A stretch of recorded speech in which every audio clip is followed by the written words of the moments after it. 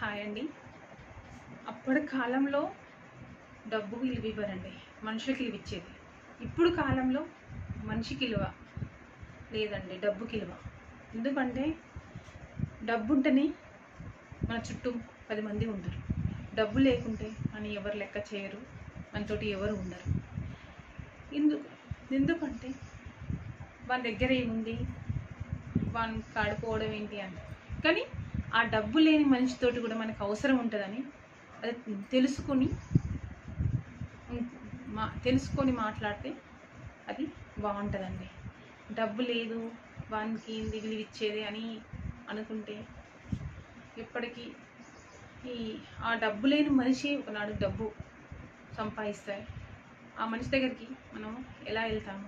వెళితే ఆ మనిషి రేపు అనడా, అరే నాకు డబ్బు లేనప్పుడు నాకు నువ్వు విలువ ఇవ్వలేదు, ఇవాళ నాకు డబ్బు నా దగ్గర ఉందని నా దగ్గరికి వచ్చినావు, మనిషి బంధము అనేది ఇదేనారా అని